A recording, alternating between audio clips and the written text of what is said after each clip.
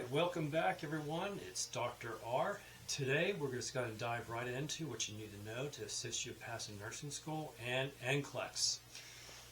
So today we're going to talk about Maslow's hierarchy of needs, and we're going to take and discuss how this is going to fit into the Dr. R method.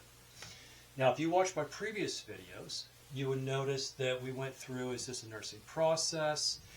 If it is the nursing process, where are we at in that process? Is this a priority? And we went through A, B, C, D, and E. And I can have those videos linked in so that you can look at those if you haven't seen them as of yet. Now, Maslow's hierarchy of needs is also a priority.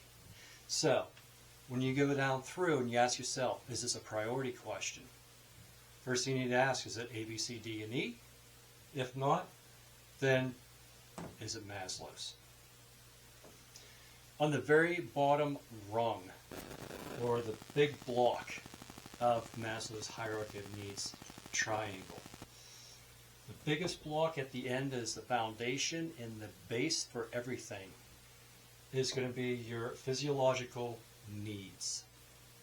So, physiological needs: clean water, clean sanitary places to go to the bathroom, food, shelter. Now I know what you're going to be saying, well, doesn't A, B, C, D, and E with airway, breathing, circulation fit into the bottom structure of the pyramid? Yes, it does. However, I want you to keep the A, B, C, D, and E separate from the physiological needs.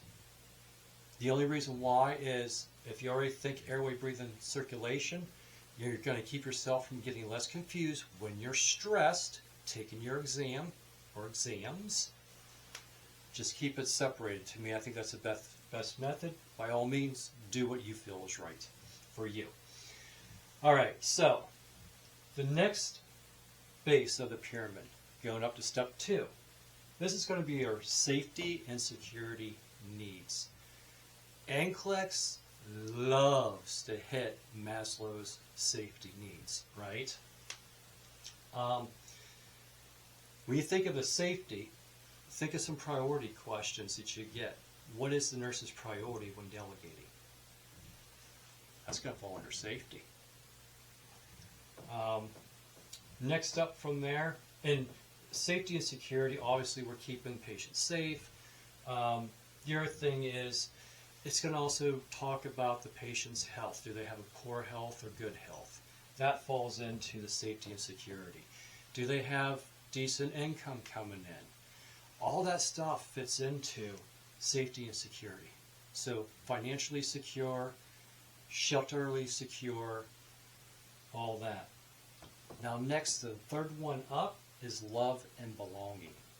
Obviously, this is going to be friendships. Having strong family ties or lack thereof. A lot of times, NCLEX usually hits these first two, but when it does go up to love and belonging, the best thing I can tell you from what I have seen up to this point, one of the big questions they like to ask, or how they want to frame this, is therapeutic communication type of things. If you start seeing therapeutic communications on that, you're probably getting into love and belonging. Next up is going to be self-esteem. We pretty much already know what that is. I'm not have to dive into that. And last is the self-actualization, which means we have met all of these needs and we're at the very top of that pyramid. Now, again, when you're going through the question, ask yourself, nursing process? If it's a process, where are we at? Is this priority? Priority A, B, C, D, and E, are those all met? Yes. Then it's not going to be that. Next, is it Maslow's hierarchy of needs? If so, then you got to figure out where are we at in the pyramid on how to answer those questions. Alright, that's all I have for today. If you have any questions or anything, please feel free to put a comment into this video. Also, please remember to like, subscribe, and share so we can get this information out to other people who may be struggling with passing the NGN NCLEX or passing their nursing school program and exams.